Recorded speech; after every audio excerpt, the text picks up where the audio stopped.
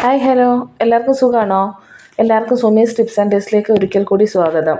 ഇന്നൊരു ചക്കര മാങ്ങ അച്ചാറാണേ. അതിനായിട്ട് ഞാനൊരു ചെറിയ കഷ്ണം ശർക്കര, തീരെ ചെറിയ കഷ്ണമൊന്നും അല്ല കേട്ടോ, ഒരു 150 ഗ്രാമോളം വരുന്നൊരു ശർക്കരയാണേ.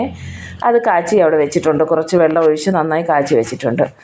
ഞാൻ പിന്നെ നല്ലെണ്ണയാണ് ഉപയോഗിക്കുന്നത്, സ്വർണ്ണം നല്ലെണ്ണയാണ് ഞാൻ എടുത്തിരിക്കുന്നത്. അതിൽ ഒരു ചീനച്ചട്ടിയിലേക്ക് കുറച്ച് എണ്ണ ഒഴിച്ച് അതൊന്ന് ചൂടാകട്ടെ. അപ്പോഴേക്കും നമുക്ക് ചെറുതായി അരിഞ്ഞു വെച്ചിരിക്കുന്നത്, തീരെ ചെറുതായിട്ടല്ല, നീളത്തിൽ കനം കുറച്ച് അരിഞ്ഞിരിക്കുന്നതാണ്. ഒരുപാട് കനം കുറച്ചുമല്ല, എന്നാൽ ഒരുപാട് കട്ടിയിലുമല്ല. കണ്ടില്ലേ, ഇത്രയേ ഉള്ളൂ. വലിയ പണിയൊന്നുമില്ല. തോല് കളയേണ്ട ആവശ്യമൊന്നുമില്ല കേട്ടോ, തൊലി കളയണ്ട. അത് ചെറുതായിട്ട് നമുക്കൊന്ന് വറുത്തെടുക്കണം. ഒരുപാടിട്ട് ഇളക്കി ഉടച്ച് കളയരുത്. ആദ്യം ഒന്ന് ഇളക്കി എണ്ണ എല്ലായിടത്തും പറ്റി കഴിഞ്ഞിട്ട് അനക്കാതെ അവിടെ വെച്ചിരുന്നാൽ മതി. ഇങ്ങനെ ഇടയ്ക്കിടയ്ക്ക് ഒന്ന് ഇളക്കി കൊടുത്താൽ മാത്രം മതി. ഇങ്ങനെ ഒന്ന് മൂത്ത് കിട്ടുമേ, അത്രയും മതിയാവും. അപ്പോൾ നമുക്കിതൊരു പാത്രത്തിലേക്ക് മാറ്റി വയ്ക്കാം. നന്നായിട്ട് മൂത്ത് കിട്ടിയിട്ടുണ്ട്. ഞാൻ ഇതൊരു പാത്രത്തിലേക്ക് കോരി വെക്കുവാണേ. പിന്നെ എൻ്റെ ചാനൽ സബ്സ്ക്രൈബ് ചെയ്യാത്തവർ പ്ലീസ് ഒന്ന് സബ്സ്ക്രൈബ് ചെയ്യണേ.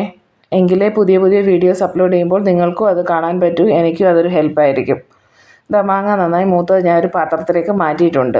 അതേ ചീനിച്ചട്ടിയിൽ എണ്ണ കുറച്ച് ബാക്കിയുണ്ട്, വേണമെങ്കിൽ കുറച്ചുകൂടി ഒഴിക്കാം. 1 ടീസ്പൂൺ കടുക് ഇട്ടിട്ടുണ്ട്. അതൊന്ന് പൊട്ടി വരുമ്പോൾ 1/2 ടീസ്പൂൺ ഉലുവ കൂടി ചേർത്തിട്ടുണ്ട്. ഇതിലേക്ക് 2 തണ്ട് കറിവേപ്പിലയും ചെറുതായി അരിഞ്ഞ വെളുത്തുള്ളിയും കൂടി ചേർത്ത് ഒന്ന് വഴറ്റിയെടുക്കുക. അത് ആ മാങ്ങ വറുത്തെടുത്ത ചീനച്ചട്ടി ആയതുകൊണ്ടാണ് ആ കറ പോലെ ഇരിക്കുന്നത്. വേണമെങ്കിൽ വേറെ ചട്ടിയിലേക്ക് നിങ്ങൾക്ക് മാറ്റാം, പക്ഷേ ആ എണ്ണ ബാക്കി ഉണ്ടായതുകൊണ്ട് വേറെ ചട്ടിയിലേക്ക് കൂടി മാറ്റാതിരിക്കാൻ വേണ്ടിയാണ് ഞാൻ ഇതിൽ തന്നെ ചെയ്യുന്നത് കേട്ടോ.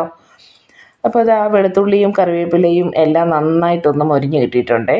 അങ്ങ് ഗോൾഡൻ ബ്രൗൺ ഒന്നും ആകണ്ട, നന്നായി ഒന്ന് മൊരിഞ്ഞാൽ മതി. ഇതിലേക്ക് 1/2 ടീസ്പൂൺ മുളക് പൊടി ഇട്ടിട്ടുണ്ട്. അതൊന്ന് ഇളക്കി ഒന്ന് മിക്സ് ചെയ്തിട്ട് ഇതിലേക്ക് ഞാൻ പിന്നെ ഒരു 1/4 ടീസ്പൂൺ മഞ്ഞൾപ്പൊടി ഇട്ടു. അത് വീഡിയോയിൽ വന്നില്ല കേട്ടോ. അതൊന്ന് മൂത്ത ശേഷം അതിലേക്ക് ആ ശർക്കര പാനി ഉരുക്കി വെച്ചിരിക്കുന്നത് ഒഴിച്ചു കൊടുത്ത് ഒന്ന് ഇളക്കിയെടുക്കാം.